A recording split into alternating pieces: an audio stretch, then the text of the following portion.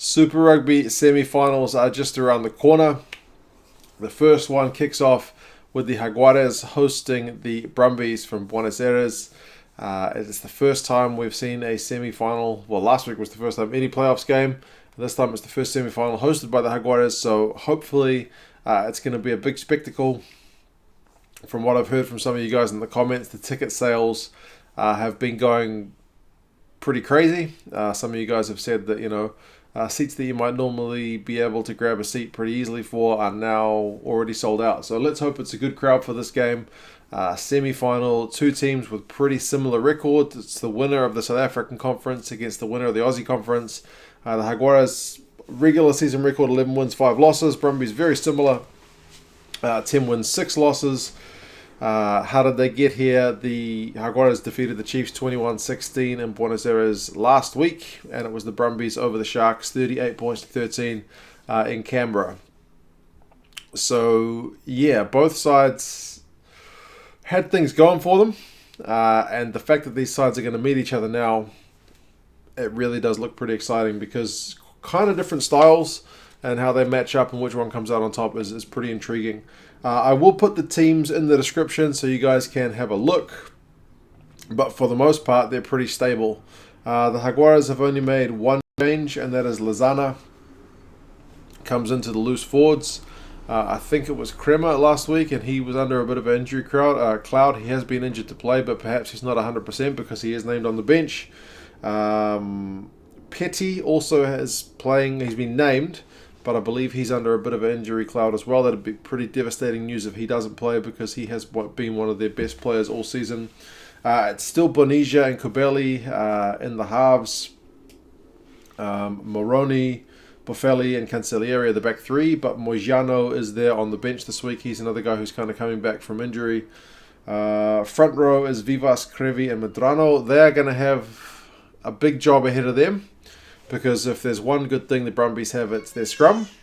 My daughter does not like the Brumbies scrum. And if another thing they have, it's a good rolling maul. So their type 5, if Petti and Lavanini are there as well, are definitely going to have to be up to their game to stop what the Brumbies can bring to them. You look at those Jaguares backs, though, and they're quite capable of cutting any team to pieces. Plenty of good players there on the bench as well. Like I mentioned, Crema and Mojano. Also Miotti, who's been very impressive this season. Escura has been surprisingly good for me. Not that I had seen that much of him before this season. Montoya, Chaparro, and Pietro. I believe he's under a bit of injury cloud as well. But Chaparro and Montoya have had plenty of experience this season as well. For the Brumbies, it's Christian Leuluaialii-Makin's 150th game. He is leaving the Brumbies at the end of the season, so he'll definitely want to go out on as good note as he can, so plenty of reason for him to play his heart out. The only change they've had to make is Lachlan McCaffrey comes in, and he has been having a good season. He's coming for Pete Samu. Pete Samu is injured after last week's game, so he is not fit to play. He's not travelled as far as I'm aware. I mentioned their forwards, and the New Zealand media have focused a little too much about the Brumbies forwards. I don't think they've actually been watching all the Brumbies games because they've kind of written them off as a team that only knows how to maul and to scrum. But we've seen plenty of flair from their backs this season as well. The likes of Tom Banks, Henry Spate. Tony Pulu perhaps hasn't been as electric as we know he can be, but still, also, Kurandrani has been pretty good as well. The forwards, though, it's Sio, Fainga'a, and Alalatoa in the front row. Arnold and Carter in the locking positions. Valtini, Cusack, and McCaffrey in the back row. So it could be that's where the game is won and lost. If the Brumbies forwards front up and can get the Jaguares to concede penalties at scrum time, if they can get their maul going, then they could give the Jaguares plenty of problems. But if the Jaguares can shut that down, like they did manage to do at key moments against the Chiefs, then you would probably back the Jaguares to get the win. The bookies are backing the Jaguares by 5 points.